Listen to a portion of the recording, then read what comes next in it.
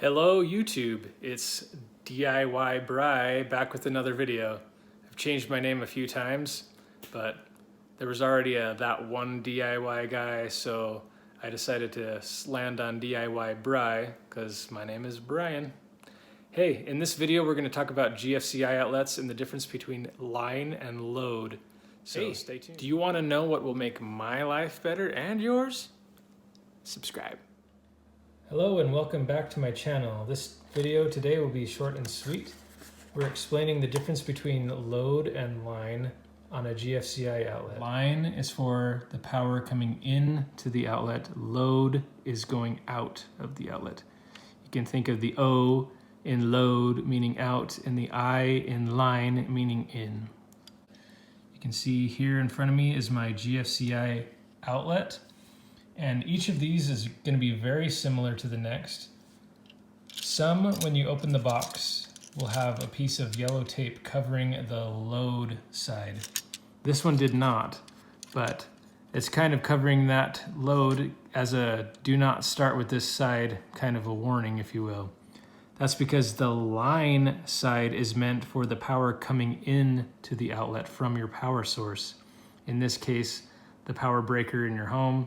The wire comes in to the outlet and will go out of the outlet through the load.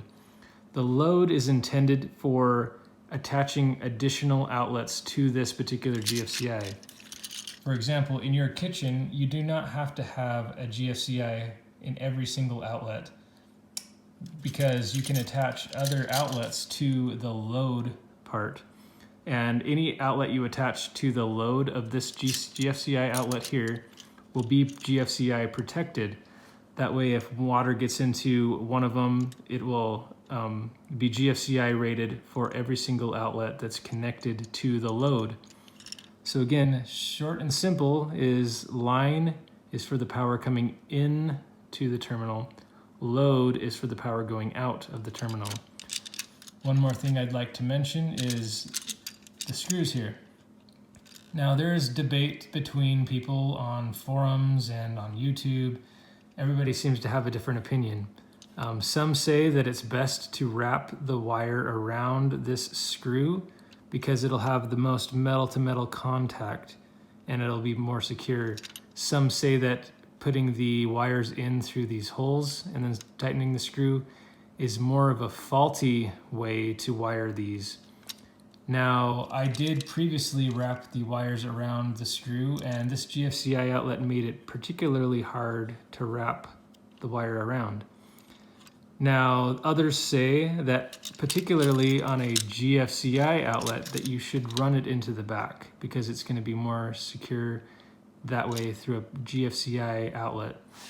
So I'll let you choose who to trust and believe on the internet, but when I reinstall this, I'm going to run the wires through the back holes here and tighten down the screw. So hopefully that makes sense. So again, line is for the power coming in to the outlet. Load is going out of the outlet. You can think of the O in load meaning out and the I in line meaning in. So there you go. While I have your attention, I thought I'd show you something that I found. Now, this is a circuit breaker for my trailer. The circuit breaker is intended to be a junction, if you will, between the power tongue jack of my trailer to lift the trailer and the battery. And you can see that this also has line and load. Now, it's clearly this particular wire here connects to the battery. And they have it, whoever wired this had it going into the load, which is not correct. The power source should be going into the line side, not the load side. The line or I is in, the load or O is out. So it's a good thing that what happened to this happened because now I can rewire it correctly. I left this and other wires in the battery boxes over the winter while I had my batteries trickle charging inside the garage.